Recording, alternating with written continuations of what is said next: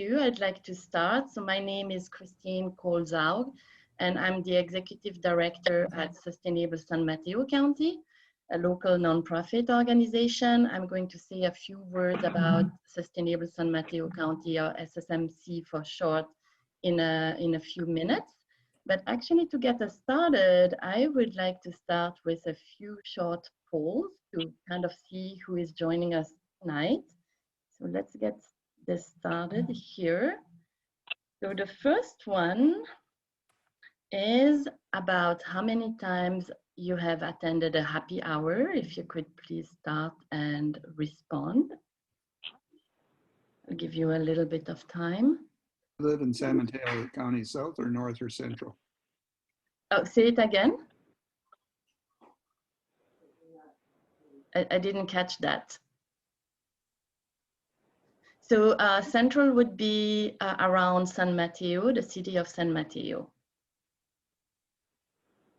So I have questions about how many times you have attended a happy hour, where you live, about how familiar you are with the topic that we are discussing today, an important, complex, and much needed topic, and then also what you do hope to get out of today's happy hour.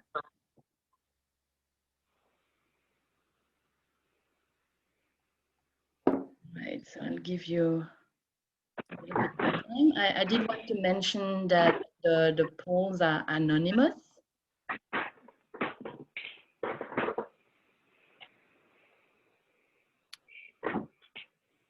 Okay. And just another reminder to mute yourself if you are unmuted currently. Yeah, otherwise I will have to mute you.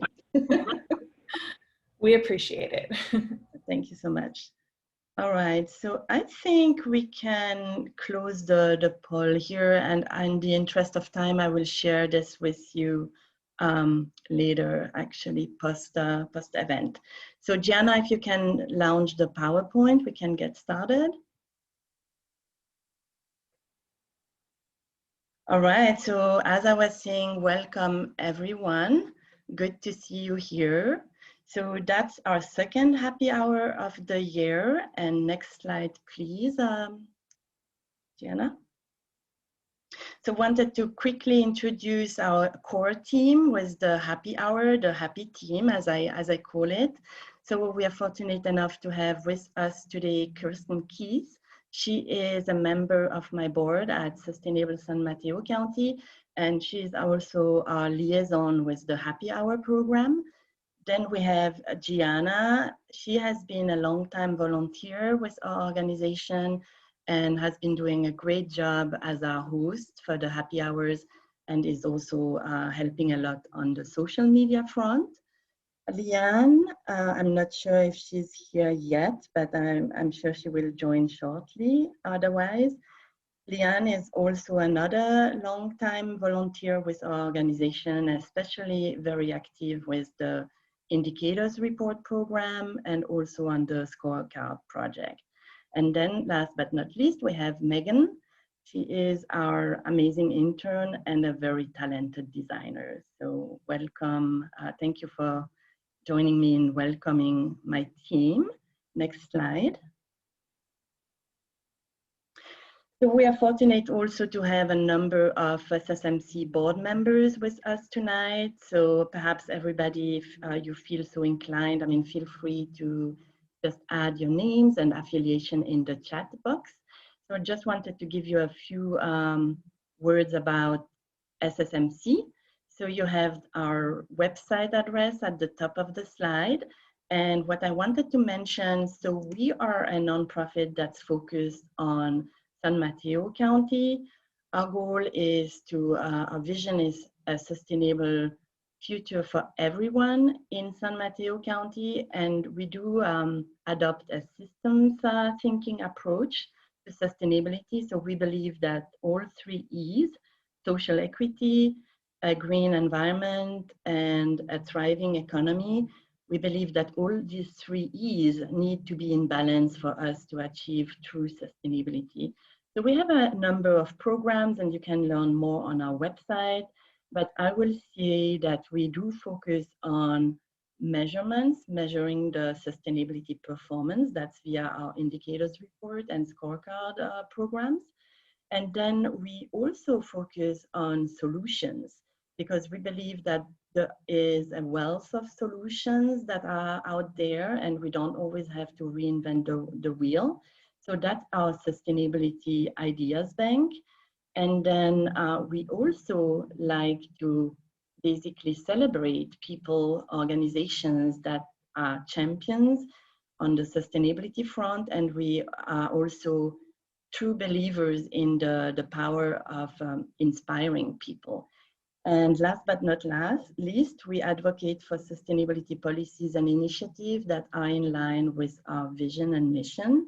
So including green infrastructure, electric vehicles, green buildings and REACH codes, and a host of other policies or initiatives. Next slide, please. So I also wanted to mention that we are currently looking to hire 2 part-time contractor positions, one as an administrative assistant and the other one as a strategic data analyst to help us especially on the indicators report and scorecard programs. So you can check the job announcement on our website, and if you are interested or if you know someone that may be interested, just feel free to contact us. Next slide. Also, I wanted to announce a few upcoming events. So our next happy hours are all set. So please make a note in your calendars. I'll add that in the chat box as well. So Wednesday, March 24th, we're going to have our March happy hour. Probably, it's still to be confirmed, but probably around the impact that our cities in the county have been having on the sustainability front. So that should be quite a fun happy hour to learn about what your city is doing to foster sustainability and also how you can participate, of course. And then on Thursday, April the 15th, we are going to be joined by Peninsula Clean Energy and possibly 1 or 2 additional speakers. And that's going to be an Earth Day month team. And then last but not least, I mean, please, please, please don't forget to join us on May 14th, that's Friday. We're going to have our 22nd awards and auction celebration. And we can definitely use your help. So if you're interested in volunteering, again, just please contact us. And there are also sponsorship opportunities. We are looking for auction items. So if you offer green services or you have some fun auction items that you can donate, we would be grateful to receive them as well. So I think with that, I would like to now pass it on to your host, Gianna. And thank you and have a great happy hour. Hi, everyone. So like Christine mentioned, this is a sustainability happy hour, and today's topic is racial justice, white privilege, and allyship. And this is just basically intended to just get everyone talking about important issues on the sustainability front. And as Christine mentioned, social equity is a big one that we've been trying to focus on, especially with everything going on since like last year. And just historically, it's been a really tough time to be of a different race other than white, and also to be white. It's kind of a weird time that we're all in. So our intention behind these happy hours is just to provide like an open space for conversation and education. So that's the happy hour. Typically we do like an intro in the chat. Everybody, I know I saw a few people chiming in, introducing themselves and telling us if there's anything that's in your glass tonight that you want to share. And then just telling everybody like what you do and why you're here. We'd love to hear more about our community and how we can best connect with you guys. So go ahead and chat your name in the chat box. Let us know what brought you here. and maybe share what's in your green drink tonight. I myself am drinking water. So thank you guys for joining. We're really excited to explore this topic, but before I introduce our special guest, Sydney Richardson-Gorski, we have some trivia questions for you guys. And then just a quick note about the format. It's going to be a little bit different tonight. Normally we break up into smaller groups to discuss the discussion questions. Tonight we will not be doing that. We want to hear from everybody in the same room. So just a quick note on that. So without further ado, I will go ahead and share the trivia questions, which Megan will be running. Megan, you've got the mic, go for it. Thank you. Yes, so we're gonna do a couple trivia questions focusing on San Mateo County. So you can go to the first one.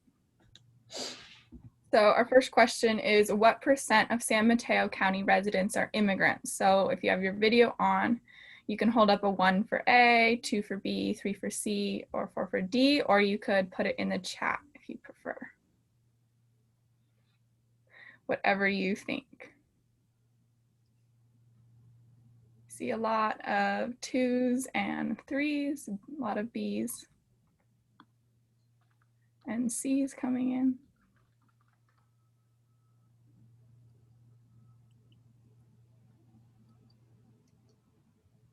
All right, what does everybody think? Megan, do you want to give us the answer? Yes, so the answer is B, 35%, which a lot of people did guess correctly. Awesome, all right.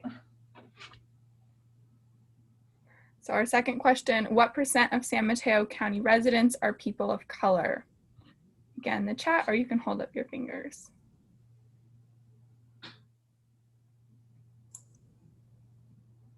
Again, a lot of C's and B's. Couple D's. And the answer is D, 60%. Oh.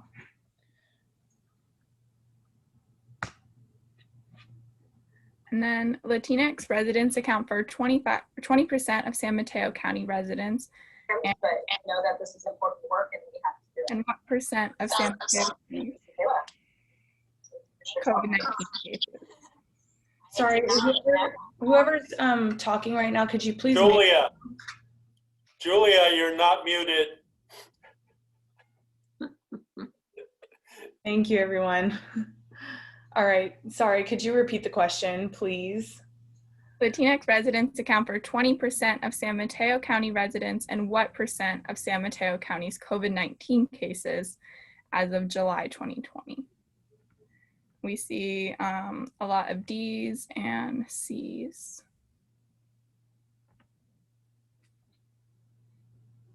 I think I guessed wrong, but we'll see. What's the answer? A lot of people did guess correctly. The answer is D, 50%. Wow, that's crazy. Let's see. So it looks like we're done with our trivia portion. Hopefully everybody learned something new. I know I did. And I would love to just take this moment to introduce Sydney, who is a former classmate of mine, a former coworker of mine, and just an amazing human being. I mean, she's like out there saving the world right now.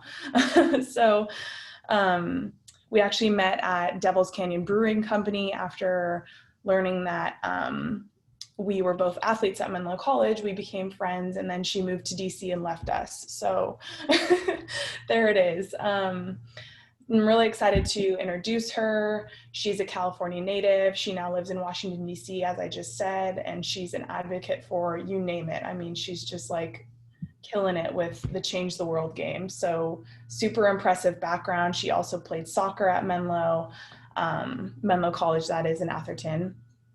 And yeah, we're just super excited to hear from her. I'm not going to take up too much more time with my intro because we have a lot to share with you tonight. Sydney, I'm going to go ahead and give you the wheel. Thank you all. Oh my gosh, Gianna, I'm about to cry. I missed Almost Canadian so much. I missed all of you. I saw Jody was here.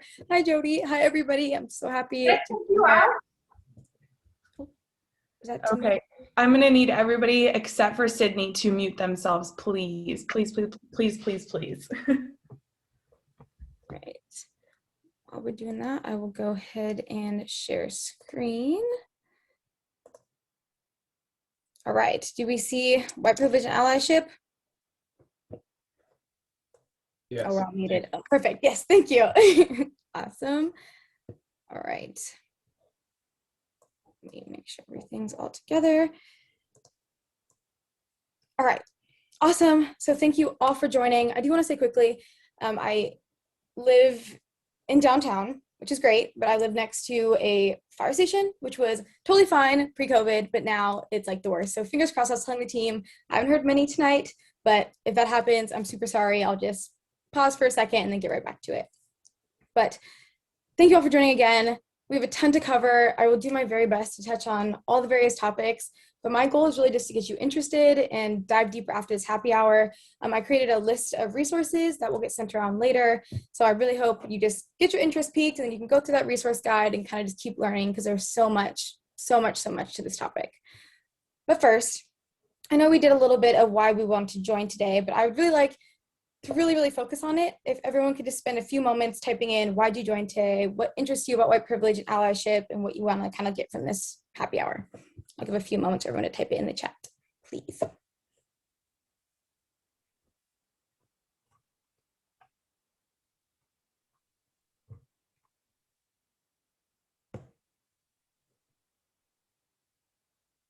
Awesome, thank you, Robert.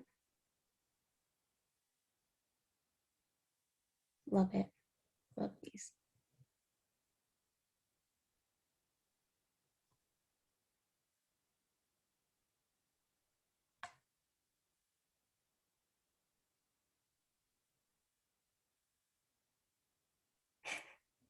Love it, Autumn. That was awesome. Yes, Bridget.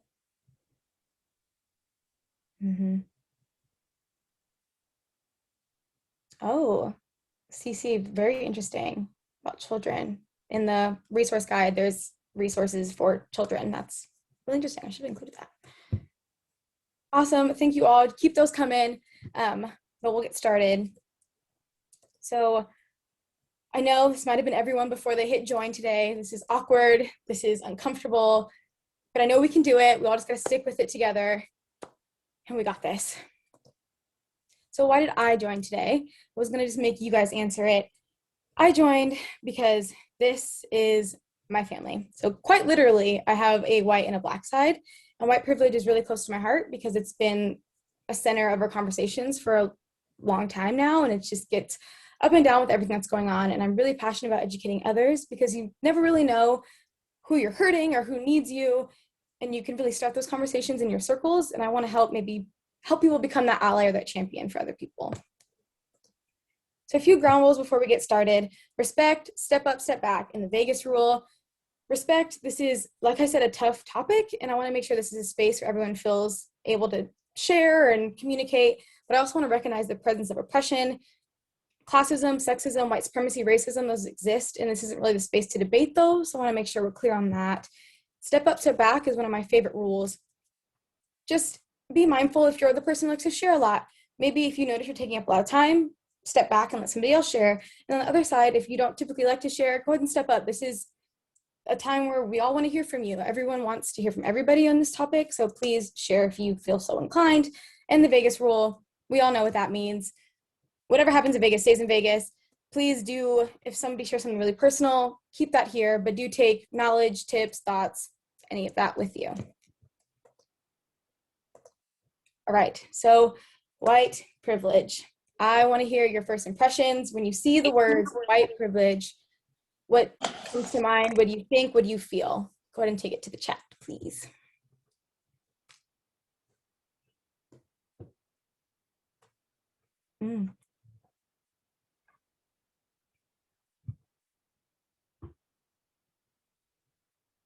Oh, the capital insurrection, colonialism. Oh, this is gonna be so much easier than I thought. You guys are killing this. Oh my gosh.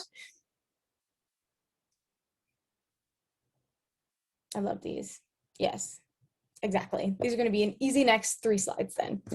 So white privilege, like I said, this is the tip of the iceberg. There is so much more to it. So the way I thought would be the best to kind of get into it was I picked 3 quotes that kind of get a gist of what white privilege is. And for each quote, I picked a few main topics or points that kind of go with it. So for the first quote, this is by Peggy McIntosh, who is an anti-bias educator. She wrote one of the most renowned works on white privilege, The Invisible Knapsack, in 1988. That's what this little backpack is up here. And she writes that white privilege is a collection of unearned assets that I can count on cashing in each day, but about which I was meant to remain oblivious. Again, a collection of unearned assets that I can count on cashing in each day, but about which I was meant to remain oblivious. So what can we gather from this quote? White privilege is real and it's true. It can vary from person to person, but it's really important to think structurally, because if we just think, oh, my experience, my friend's experience, it's really hard to get the big picture of the patterns and the structures and the systems that are in place. White privilege is not anyone's fault. You don't wake up on your 13th birthday and just, yay, I won white privilege. Something you're born with. The minute you're born white, you're born with white privilege, and it's not your fault. And acknowledging that you have white privilege is not mean you're a bad person.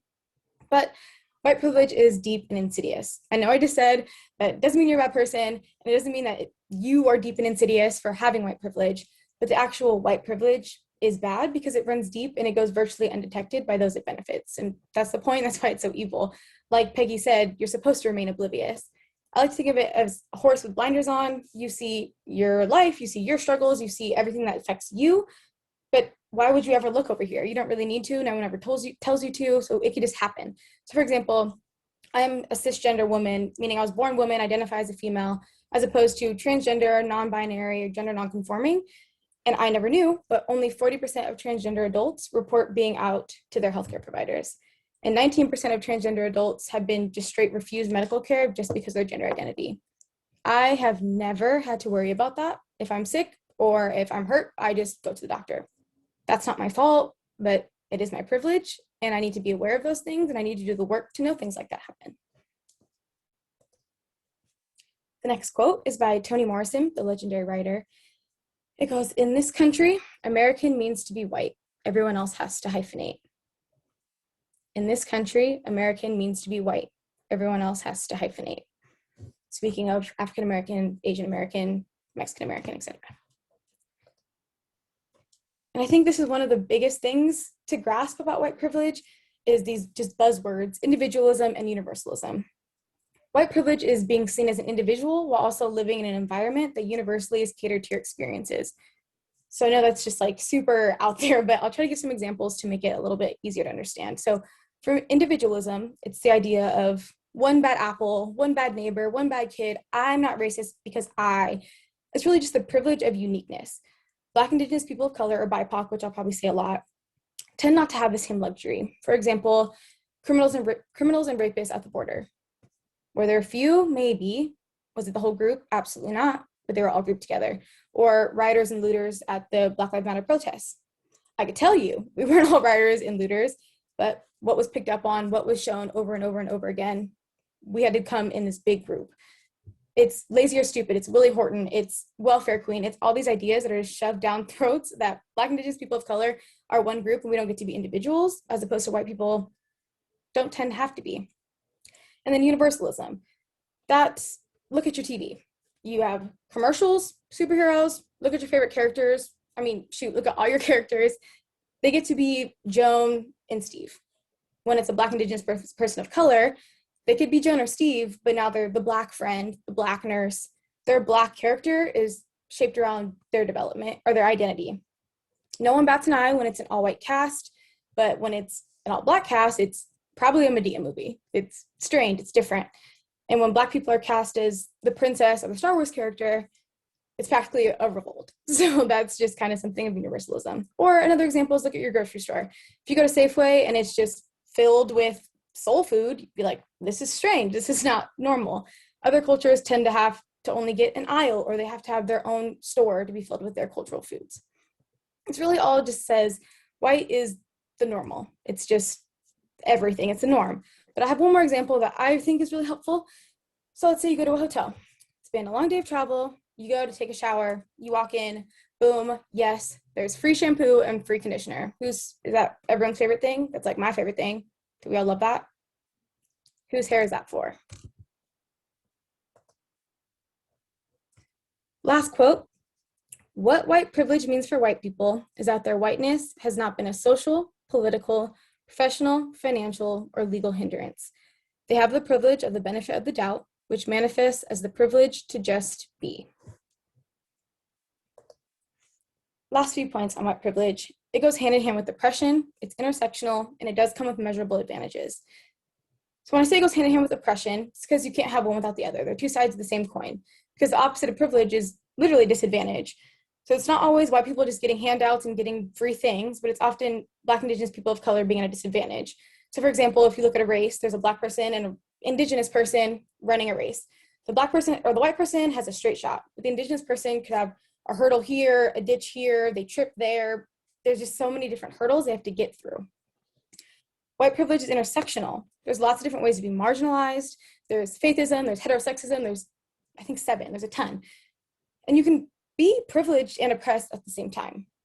So you could be a woman in a male-only business. So you might be white and you have white privilege and you can walk around without people crossing the street and clutching their purse, and maybe you go to Safeway on your way home and security doesn't follow you around. But when you're in the boardroom, maybe men talk over you, they don't listen to you. You're both privileged and oppressed. Or you're a white person suffering from classism, or you're a Black person, but you're able-bodied. There's multiple ways to be privileged and oppressed all at once. And white privilege does have measurable advantages. For example, home ownership rates in 2020. 42% of Black people own homes. 73% of white people own homes. That's one of the largest gaps since census time series in 1994. Income rates. Everybody makes less than the white man on the dollar. For example, Black women make 62 cents per white man. It doesn't get much better. Black women still only make 79 cents per white women. And drugs. Hot topic. Weed is used by the same amount by Black and white people. It might be a surprise, but they're pretty much the same. But Black people are 4 times more likely to be arrested. And weed is becoming a really profitable business venture, but only 1% of weed corporation ownerships are going to Black people. So I've talked a lot. I want to go back to you guys. So what do you think these two numbers represent? Please tell me in the chat.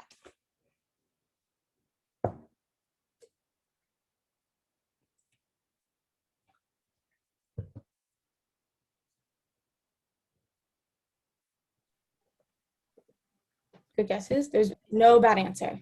Sydney, we need a hint.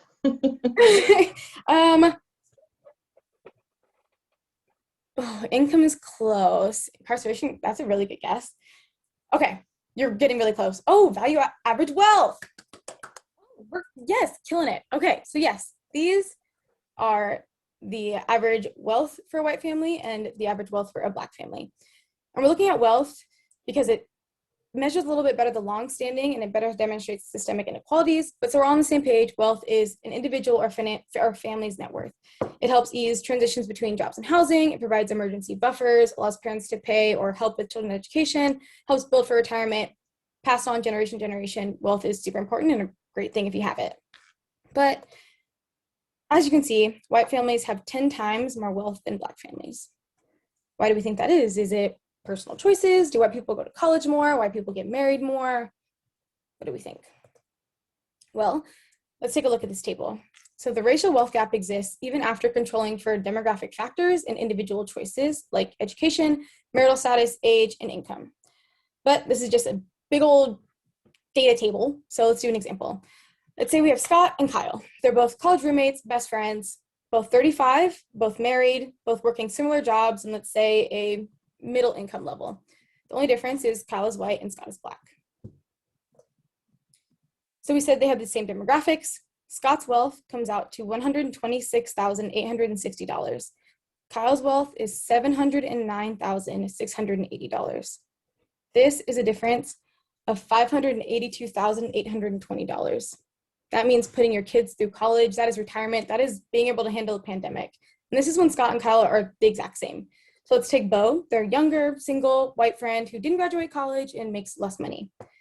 His wealth is $211,360. Scott, with his better demographics and personal choices, still has $85,500 less in wealth. So how did we get here? What happened here? Ibram X. Kendi, the author of How to Be an Anti-Racist, said, racial inequality is a problem of bad policy, not bad people. Or I like to say, it's policy, not personal. This is way bigger than individual choices or personal responsibility. It is important to take personal responsibility into consideration, but solely focusing on the individualistic analysis hides the structural forces that condition the possibilities. So for example, you go to a restaurant, you look at your menu, you order from that menu. That's your personal choice. But the restaurant placed outside structural conditions on your outcome and your choices. So policies like slavery, Jim Crow, redlining, the highway bill, the GI Bill, the war on drugs, mass incarceration, the school to prison pipeline, and so many more have shaped this menu. They've contributed inequalities by limiting the menu for Black, Indigenous people of color while expanding the menu for white people. So for example, let's take redlining. Redlining happened between 1934 and 1968. The Federal Housing Administration was helping people get homes by guaranteeing mortgages. To do this, they created color-coded residential maps. Green meant good and safe, and red meant risky and dangerous. There was a few colors in between, but I'll let you guess how they determined these risks. It was by how many people of color live there. And the federal government underwrote $120 billion in new housing. Less than 2% of that went to non-whites. Again, I know everyone here is probably great at math, but that means 98% of these benefits went to white people. Redlining was outlawed in 1968 because it was crazy racist, but the impacts are still felt insanely today. 74% of neighborhoods redlined still struggle economically today. 91% of areas colored green remain middle or upper class homes, and 85% of them are predominantly still white. So here is a map of San Francisco, an area familiar hopefully to all of us. So the colors in the back, pretty much everything but purple, are the original red line maps. And then purple, the color on top, is gentrifying that's happening right now. So by definition, gentrifying is investments coming into low income, typically communities of color, and trying to invest in the population. So by definition, this is showing that the gentrification is still happening over low income communities of color. So it's still happening today. Another quick example, the GI Bill. The GI Bill was a bill to help World War II veterans transition back to civilian life. The bill helped with home loans, college tuition assistance, vocational training, unemployment benefits, healthcare, a bunch of great stuff. And by its end, 9 million veterans received $4 billion in unemployment compensations, which is about $57 billion today. 8 million veterans received an education or training. 4.3 million home loans were given out. But we just learned about redlining and home loans, and add that Black people were banned from most colleges, and you know that Black veterans didn't really receive these benefits. Political scientist Eric Katzenelson said, there was no greater instrument for widening an already huge racial gap in post-war America than the GI Bill. So I know that was like a little mini history lesson and that was a lot of information. So I learned best by example, so I have another quick one. So let's say my grandpa Steve, my white side, and my grandpa Tyrone, my black side, these are their real names. It's really my white and my black side, both served and came back ready to start a family and settle down. My grandpa Steve came home and was able to get a loan for a home in the neighborhood of his choice. He was able to go to college. He was able to build a great career. My Uncle Craig and my mom were now able to go to better schools, and they were able to get help for college, catapulting them to better opportunities. My grandpa Steve's wealth from his home and his career was passed down over and over and over again, while my grandpa Tyrone was just not able to accrue those same opportunities. My grandpa Tyrone worked just as hard and he was just as smart, but he wasn't able to get a loan for college, and he was forced to buy a home in a red line neighborhood. And to show you how important that is, over the last 40 years, a typical homeowner in a previously red line neighborhood has gained 52% less in property value increase than a typical homeowner in a non-red line neighborhood. A house is really the best way to build wealth. So limiting that was detrimental to Black communities. And all these opportunities were taken or given by no means of their own character, work ethic, or abilities. That's white privilege. So heavy stuff, but let's play a game. So everyone will need a pen and paper and a calculator, or if you just have your phone or laptop, just the calculator is the most important and a way to hold it. And I ask that everyone comes with an open mind and an open heart. This is an exercise not to invalidate any personal struggles or make you feel guilty. It's just an awareness exercise, so please be open and honest with yourself and with us. So how it'll work is I'll read a list of statements. Each statement will come with a dollar amount. If the statement applies to you, collect your earnings or just add that amount to your total. If the statement does not apply to you, forfeit the money or subtract it from your total. Keep track of your total until the very end. So for example, a statement would say, my parents or I have owned a home in a community that is more than 80% white. Collect or forfeit $500. I would personally forfeit $500. That does not apply to me. So I would take my piece of paper, write minus 500, or I would go to my calculator and do minus 500 and just keep track. This exercise is to be completed in silence. So if you have any questions about what the statement says, please just err on the side of collection. All right, I'll give everybody a few seconds to go ahead and find paper or their calculator, and then we'll get started. There's 15 statements, so stick with me. All right, so for number 1, I received financial help from family or friends for college. Collect or forfeit $500. I was able to live in a family-owned property to save money. Collect or forfeit $500. My parents or I have received an inheritance. Collect or forfeit $1,000. I can turn on the TV and see members of my race widely represented. Collect or forfeit $100.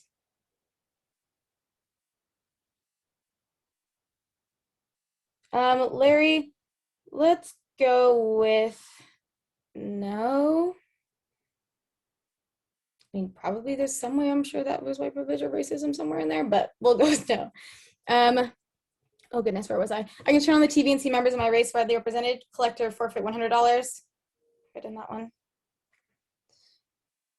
I received financial help from my family to put a down payment on a home. Collect or for.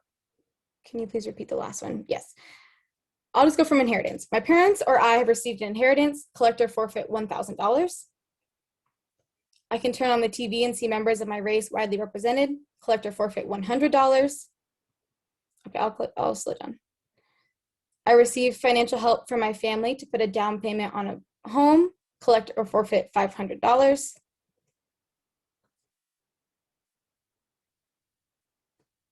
My parents or I went to college or bought a house thanks to the original GI Bill, which we just went over, meaning they were veterans from World War II and they were awarded loans or financial help. Collect or forfeit $1,000.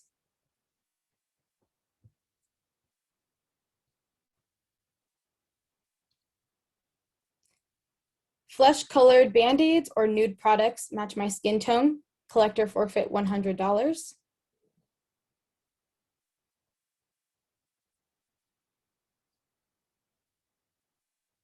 My grandparents, my parents, and I have been able to vote without intimidation, literacy tests, poll taxes, language barriers, or other voter suppression tactics. Collect or forfeit $500.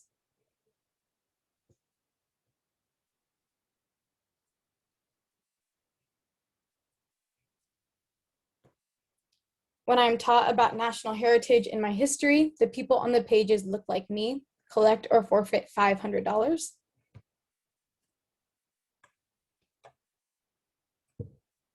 Bonus forfeit of $100 if your specific cultural history is only taught as an elective.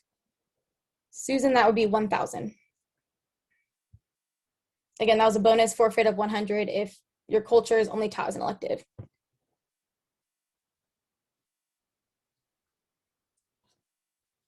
I've had a teacher, a government official, a neighbor, and a dentist that look like me.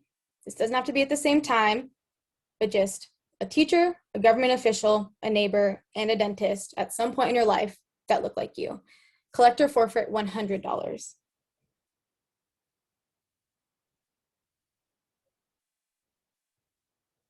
Amy, let's stick with race for this one.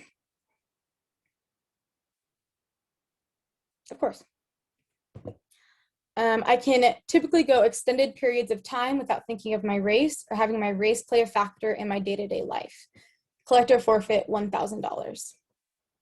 Again, I can typically go extended periods of time without thinking of my race or having my race play a factor in my day-to-day life. Collect or forfeit $1,000.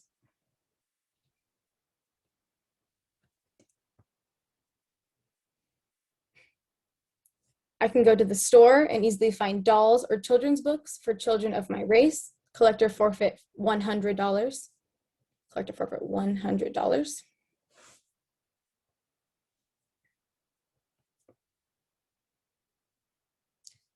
There has always been a grocery store in my neighborhood. Collect or forfeit $500.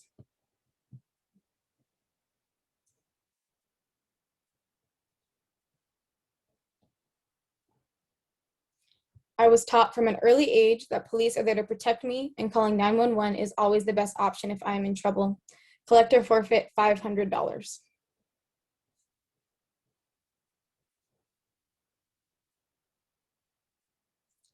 I am seen as an individual, meaning I am never held personally responsible for the actions of other people of my race or ethnicity. Collect or forfeit $1,000.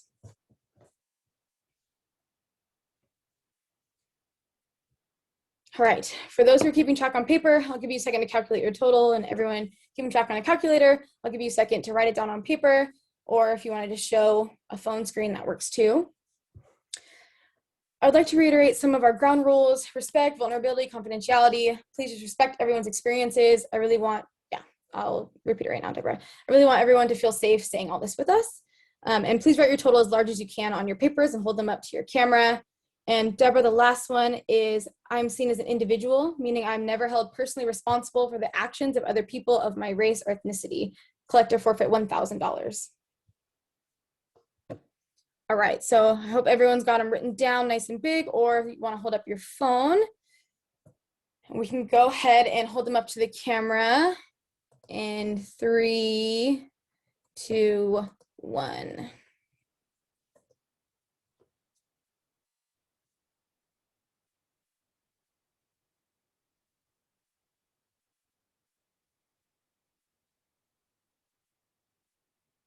Thank you, everybody, for holding them up.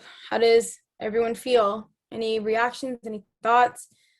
This one, feel free to unmute yourself if we can go for a few minutes and kind of debrief that. But I do want to say quickly that these statements had nothing to do with you personally. They were decided by policies or other larger things at play. I was really intentional with deciding these statements. I didn't want anyone to feel like it was their fault. These are all bigger. And these privileges also serve as obstacles to people of color, so please be mindful of that. And this activity was specifically targeted for white privilege versus Black, Indigenous people of color, but these privileges, these activities could be done for sexes, able-bodyism, Christianity, heterosexism, a ton of stuff. So anybody feel like they want to share any reactions to what they saw or how they feel?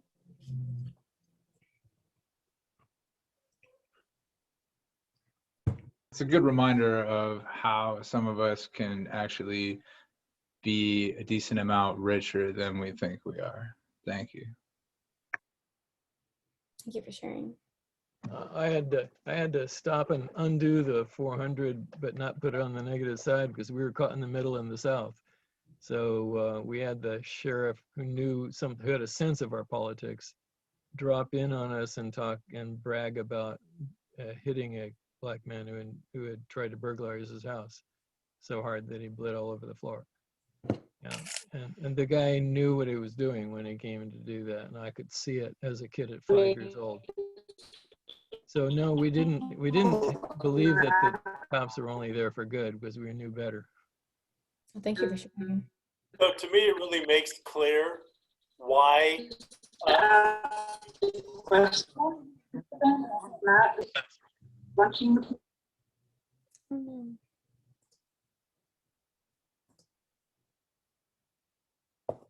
So I'd like to say that to me, it really makes clear why racism and economic depression and slavery did not end at the end of the Civil War or through reparations, that it has continued. We continue to have wage slaves working right down the street at McDonald's. And the reason why there is such a huge difference is because people have continued to be oppressed and not recognized. They've been othered by those who belong, those who are granted and have access to privilege. And there just has not been any justice, and why the reparations argument makes a lot of sense to me. Thank you. Yes, thank you all for sharing. Does anyone want to share statements that really like eye-opening? I saw someone talked about nude makeup a while ago, or not having makeup for people of color. Is there any other statements that were like, oh, I didn't think of that?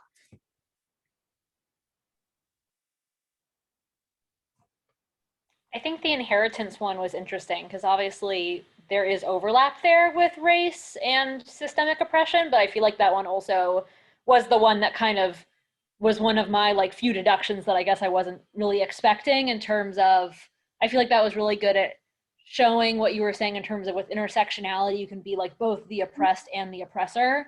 So there were a lot of ones that were based on like how you look and therefore how people treat you going through life that were very like colorism based and race based, whereas I feel like some of the economic ones are kind of more complicated because obviously it can have to do with race, but it can have to do with a lot of things too.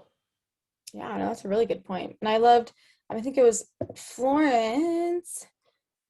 Yes, Florence, you'd mentioned white passing Latina. That's a whole nother thing that is super interesting and intersectional. And I showed the picture. I'm obviously half white and half black. So a lot of these were like, oh, like my white side, do I count that? Or like I have white people hair, like does that count? So you're all so right about the intersectionality of all of these.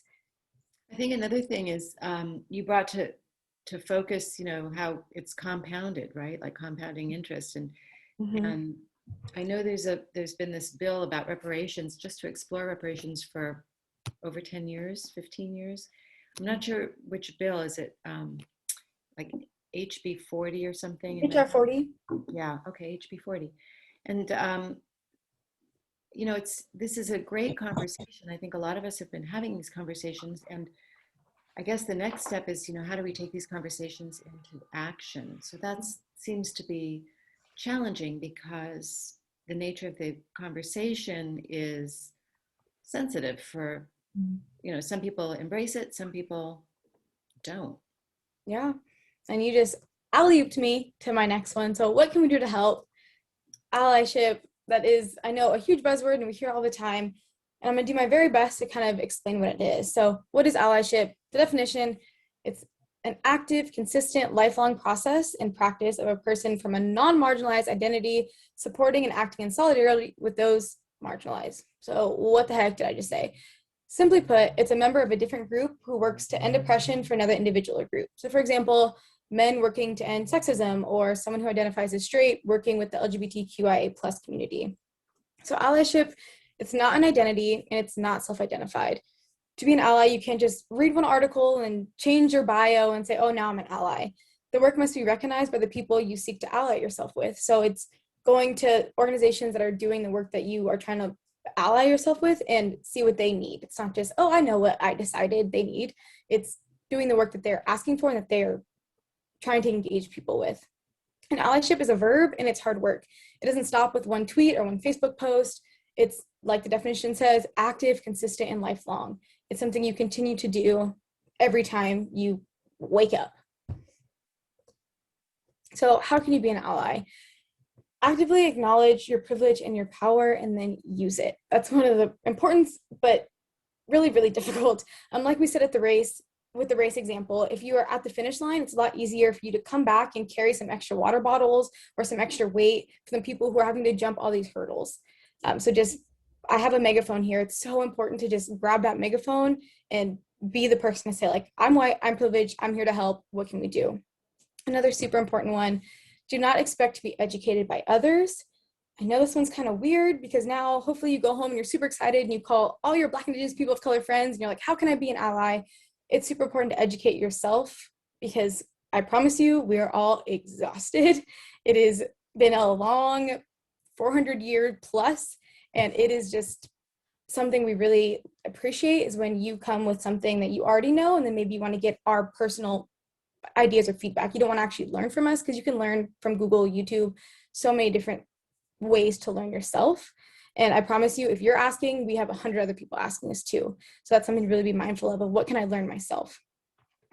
It's important to avoid colorblindness and performative allyship. I'm gonna try and touch on these quickly. Colorblindness is just the idea of like, oh, I don't see race. And that's super problematic for the movement. And the example I like to give is, let's say Joe's house is on fire and I'm his neighbor, we all live on the same street, and he just keeps banging on my door like, Sydney, I need help, my house on fire. And I just say, I don't see a fire. I don't see anything, but all our houses are the same. We're all fine. Clearly, his house burns down. Nobody helped him, and that's not helpful whatsoever. And performative allyship is like, I don't know if everyone remembers when the black squares were happening, when everybody was posting black squares, and it looked great. You looked really woke, and oh, yay, you really support the movement, but what did that do? So performative allyship is really just like looking like you're an ally to look good or cool, but you're really not doing the work to help. speak up but not over.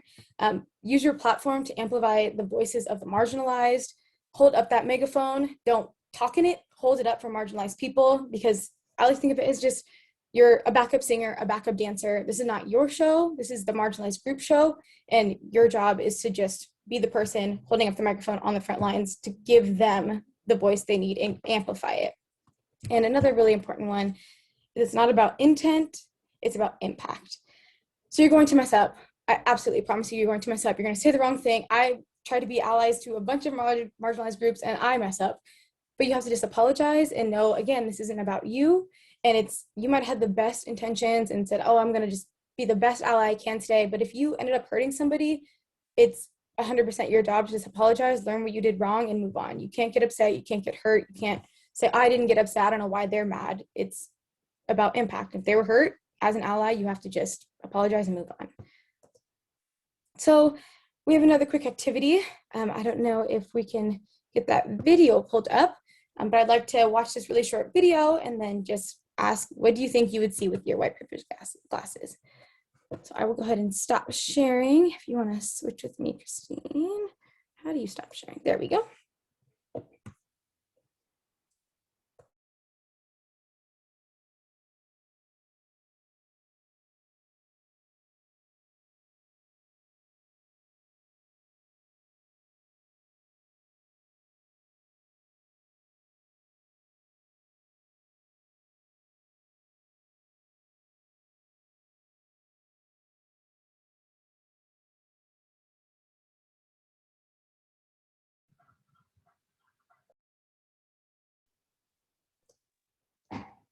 Hey, I think the audio might be off. Yeah, I'm not hearing anything on my end either. Okay. I thought it was because I was plugged into my monitor, but hopefully Christine can. You have to select computer audio when you start to share.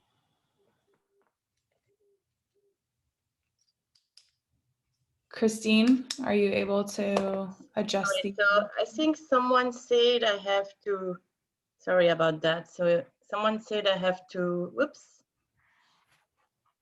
click, one sec. Okay, let's see. Otherwise, I can always add the link in the chat, but let's try again. And when you start the video, down at the bottom, it will say, it'll give you sound on for computer in the corner, like when you click on the video on the bottom left. All right, let's try. Sorry about that. You have to click the button.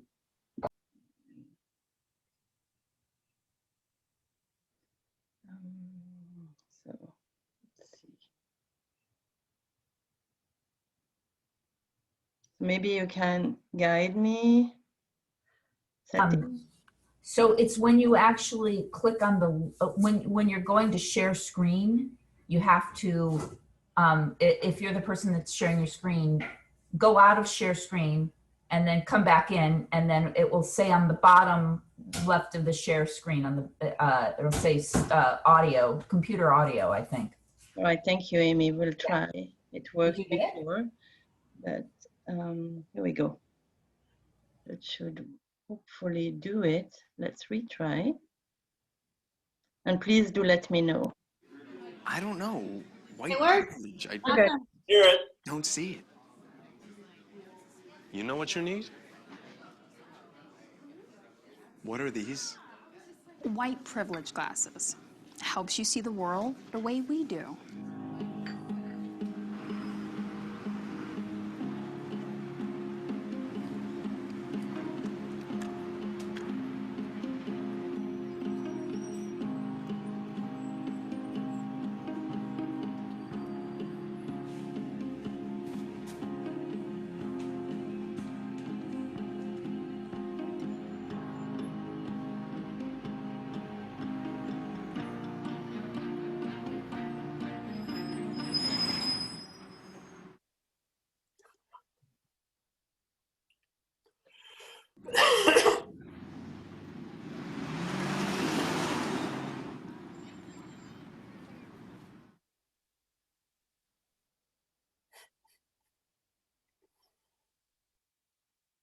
All right, back to you.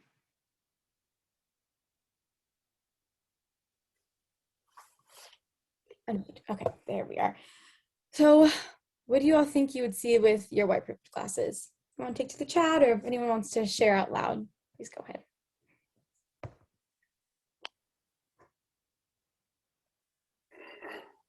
I've literally seen that happen to me.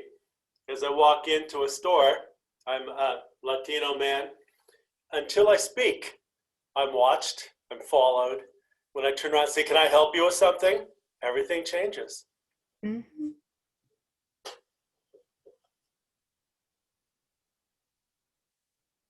I'm just thinking, it's Larry, I'm just thinking today as some of us have gotten our COVID shots 1 and 2, and how many of, in the African-American class have had their shots. I mean, I think that whole group is challenged as far as getting their shots also on a timely basis compared to us. That's a great example, Larry. Thank you. It's a really good example. I think an experience that really stuck with me, I went to a small private all-girls high school, and we went to San Francisco to do a fellowship, activity where we were feeding the homeless and delivering food to them on the streets. And a lot of them were Black, a lot of them were people of color. And I just remember them being so angry at us, like, why don't you take advantage of your white privilege? Why are you here? And I think that was the moment that it clicked for me, like, wow, this is a huge problem. But I was in high school. I didn't really know that I was equipped to, face those issues and really come from a place of empathy rather than being confused about why they were so upset with us. But that was the first time I had ever heard the word white privilege. So it's really powerful looking at all the things that have happened since that point in time, and looking back and thinking, what could I have done to make that person feel like I didn't view them as less than me, even though that's how they were viewing the situation. So it was just a little anecdote there. No, thanks for sharing. That was awesome. Well, for me, it goes back to the exercise of adding and subtracting. Mm-hmm. My white privilege says that I can be proud of all of these, even though I did nothing except I did nothing for any of this.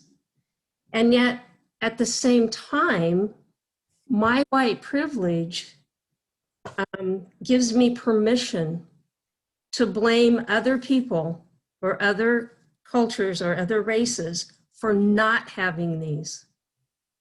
So yeah, I get to be proud, and then I get to blame other people for not being this. And that hits me very hard. It's a hard thing for me to realize. That was absolutely beautiful. That would have been the recording of the happy hour right there. That would have, oh my gosh. Thank you. That was, as a Black person, that was really important. Thank you. When I was out of money, I would have lost my home and everything I owned, basically. Everything I'd saved for years would have gone down the drain. Mm-hmm. I was given essentially free rent.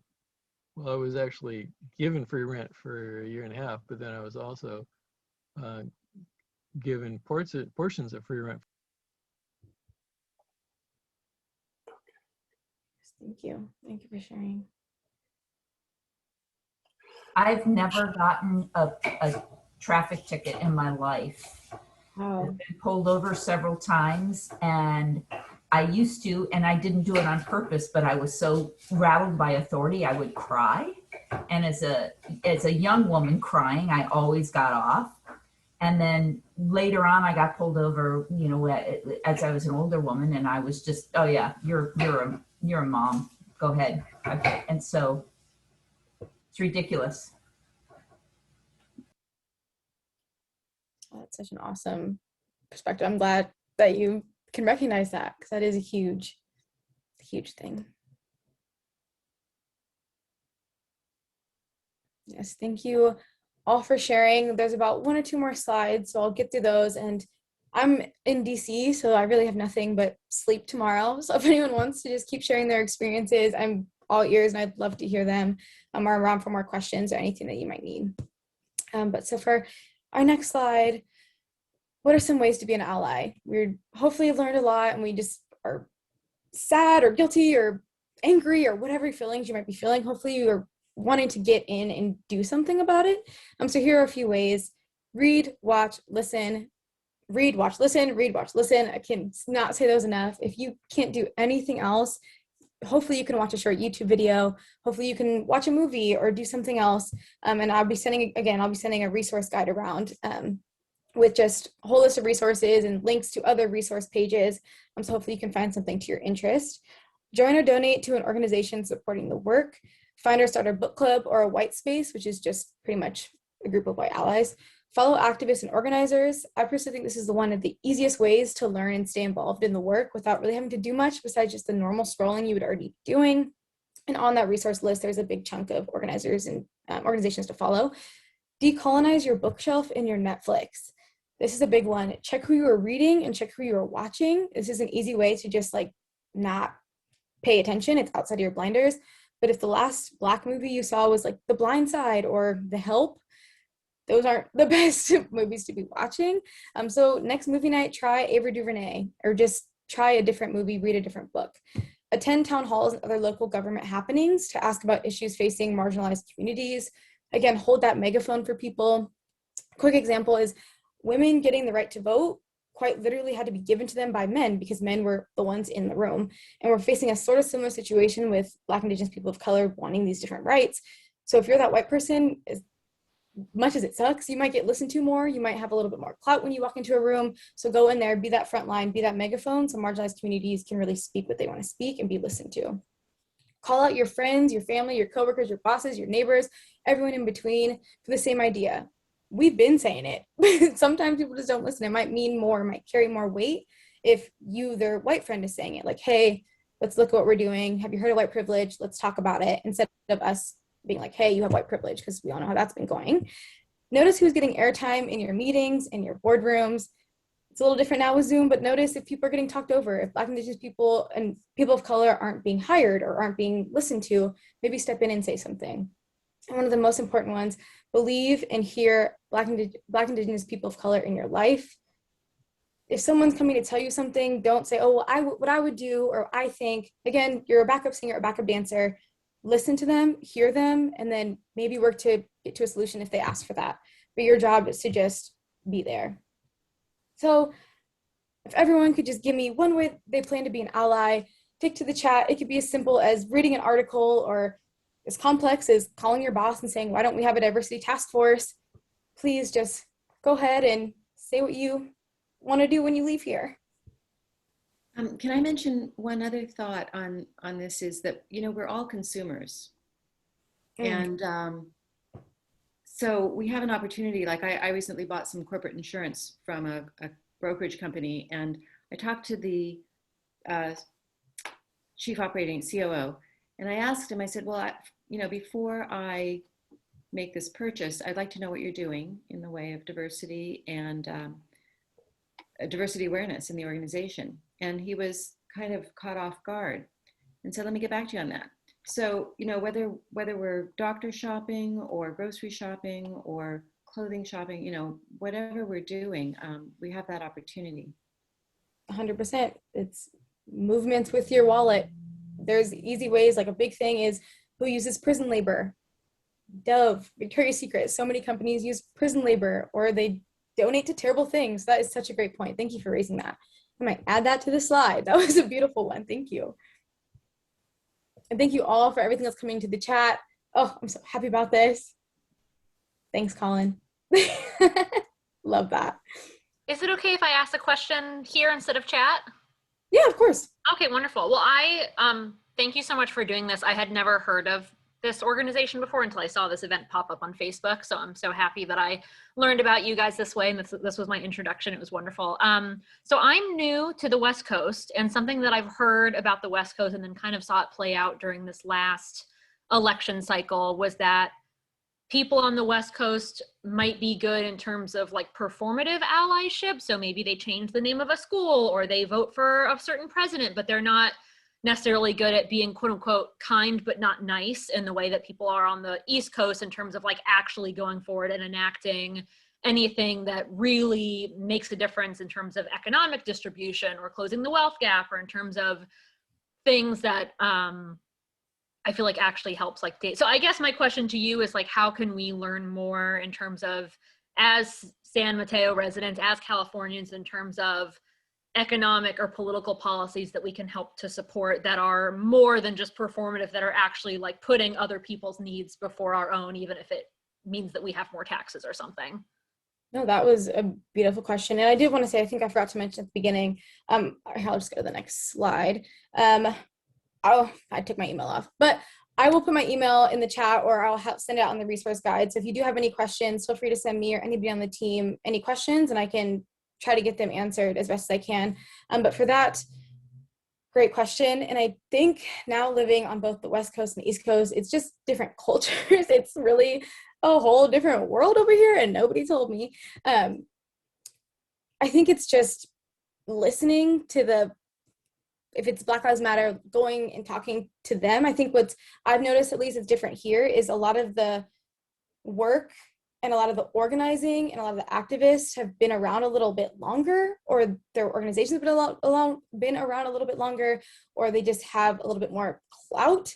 So I think a lot of what I noticed, which I was a lot younger when I was on the West Coast, was there's a lot of like students just getting started and just creating random organizations and going really hard. And it's just a lot of like spread out things, whereas opposed to here, it's like Black Lives Matter, DMV area, we're walking to the Capitol, all 500 of us.